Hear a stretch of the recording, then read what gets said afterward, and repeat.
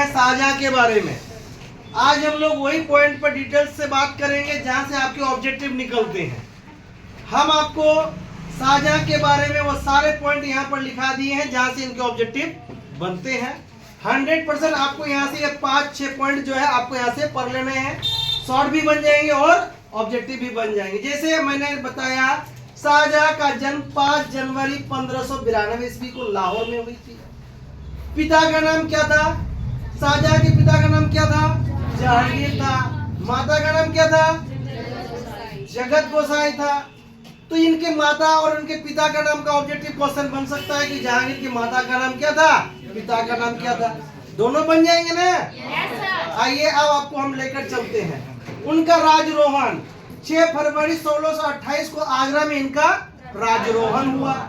1628 से 1631 में इन्होंने जहां लोदी का दमन किया। यह जहां लोदी कहाँ का था? तो अफगान सरदार था। तो इस क्षेत्र पर जहां लोदी का जो अपना दबदबा था, तो वहां पर जहां शाहजहां ने क्या किया? अपना शासन व्यवस्था को लागू किया और यह जहां लोदी का दमन किया। इनके अलावा उन्होंने और 2-3 किए थे, लेकिन उनके बारे में हम लोगों ने यह डिटेल्स में बात नहीं की क्योंकि उनसे ऑब्जेक्टिव नहीं पूछे जाते हैं। मीर जुमला जो गोलकुंडा का वजीर था, उन्होंने उनको एक कोहिनूर का हीरा भेंट किया था जो उनकी राजगद्दी पर लगी हुई थी। एक भव्य उनका गद्दी बनाया गया था, उनमें हीरा का भेंट लगाया था। उसमें हीरा, यही जो हीरा था उनके राजगद्दी पर लगाया गया था, मयूर सिंहासन पर। सिंहासन का क्या नाम रखा गया था? मयूर सिंहासन रखा गया था। लेकिन अंग्रेज जब यहाँ पर अपनी मुगल सल्तनत का शासन व्यवस्था समाप्त हो गया, तो वैसे स्थिति पर यहाँ पर क्या किया? इस हीरा को लंदन भेज दिया गया। आज भी यह कोहिनूर का हीरा इंग्लैंड में है, हमारे देश में नहीं है। आजादी के बाद इसका कई बार डिमांड हुआ कि भारत को वह कोहिनूर का हीरा वापस लाना चाहिए और दुनिया में केवल यह एक ही ऐसा पीस है, ऐसा हीरा और कहीं पर नहीं है। तो यह बेशकीमती हीरा को इनको भेंट किया था मीर जुमला ने। 6 सितंबर 1657 को शाहजहां की क्या हो जाती है? मृत्यु हो जाती है। तो आज हमने शाहजहां के बारे में पढ़ा और शाहजहां के बारे में इससे पहले हम लोगों ने जहांगीर के बारे में पढ़ा था।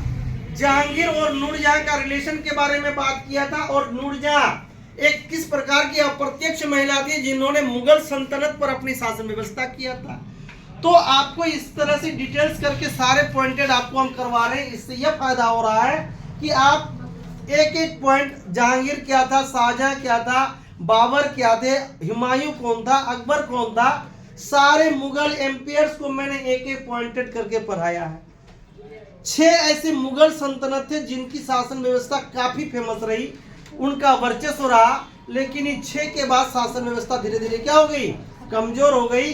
और लास्ट में आप पढ़ेंगे जब 1857 की क्रांति, तो 1857 बात नहीं करो, 1857 की क्रांति के समय में आप वहां पर क्या पढ़ेंगे? वहां पर पढ़ेंगे जो बहादुर शाह जफर अंतिम मुगल शासक था, जिन्होंने क्या किया था? 1857 की क्रांति का प्रतिनिधित्व दिल्ली से किया था।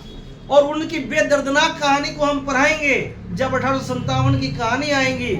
इतना लाचार बादशाह था कि उनको 2 गज जमीन भी अपनी धरती की नसीब नहीं हुई। उनको अंग्रेजों ने बर्मा भेज दिया था और वहीं पर उनकी मृत्यु हो गई। उसके सामने में उनके बेटों को तोप से लगाकर उड़वा दिया गया था। उनके बेटों को क्या कर दिया? उनके आंखों के सामने तोप में बांध करके अंग्रेजों ने उड़ा दिया था। यह मुगल सल्तनत का भी यह समय था। लेकिन कहीं ना कहीं अगर कहावत अगर आपने सुना होगा, जैसी करनी वैसी भरनी। अंग्रेजों को भारत में पांव पसारने के लिए अगर दिए थे तो वह मुगल सल्तनत था। अगर जिस टाइम में अंग्रेज आए थे, मुगल अगर चाहता तो अंग्रेजों को भारत में न बसने देता, न उनकी फैक्ट्रियों को इतना बड़ी विरासत में मिलती। वह तो जहांगीर के दरबार में सबसे पहले कैप्टन हॉकिंस आए थे, आपको पढ़ाया गया। लेकिन जब कैप्टन हॉकिंस वहां से निकले थे तो फरमान लेकर आया था अकबर का। तभी हमारे यहाँ शासक कौन था? अकबर था। लेकिन तब वह जब यहाँ भारत पहुंचे तब उनकी क्या हो चुकी थी? मृत्यु हो चुकी। तो let us come to the point. बातों बातों में मैंने बहुत सारी चीजें जिक्र किया, बताया। हम इस तरह के पॉइंट को डील करेंगे और आपको बहुत सारी चीजों को ऐसे ही बता देंगे जो आपके सिलेबस में है और अगर आप डीप से पढ़ेंगे तो आप कोई भी एग्जाम में क्रैक करेंगे तो आपको ये सारा बहुत हेल्प करेगा। 11th 12th एक ऐसा सिलेबस बनाया हुआ है जो आपने बचपन से 6 to 10 पढ़े हैं, बस इसी का डिटेल्स मॉडलाइज किया गया है। और यह मॉडलाइज जो आप अभी अगर ध्यान से पढ़ेंगे तो जब आप किसी एग्जाम का कंटेंट करेंगे, चाहे बिहार पुलिस हो, एसएससी हो, रेलवे हो या आप आईआईटी, पॉलिटेक्निक किसी की एग्जाम्स में आप बैठते हैं तो यह आपका बेनिफिट करता है। सबसे ज़्यादा इम्पोर्टेंट है कि आप अपना गोल कैसा रखते हैं। इंटर बेसिस पर मार्क्स उठाना कोई बड़ी बात नहीं है, मार्क्स किसी को 2 कम बेसी आएंगे। जो हमारा एजुकेशन पॉलिसी है या आपको निर्माण नहीं करता है, खुद आपको निर्माण होना होगा। आपको खुद पढ़ाई पर बेसिस पर बढ़ना पड़ेगा कि हम नॉलेज कितना है, जो चैप्टर आप पढ़ रहे हैं उसमें आपको कितनी नॉलेज है। अगर आपको ऐसा नहीं लग रहा है तो आपको डिग्री के लिए पढ़कर कोई फायदा नहीं है, डिग्री तो आपको मिलते रहेगी। लेकिन नॉलेज अगर आपको चैप्टर वाइज नहीं है तो फिर पढ़ने का मतलब ही क्या रहता है। ठीक है, मिलते हैं नेक्स्ट क्लास में, फिर इसी तरह से नए टॉपिक पर बात करेंगे।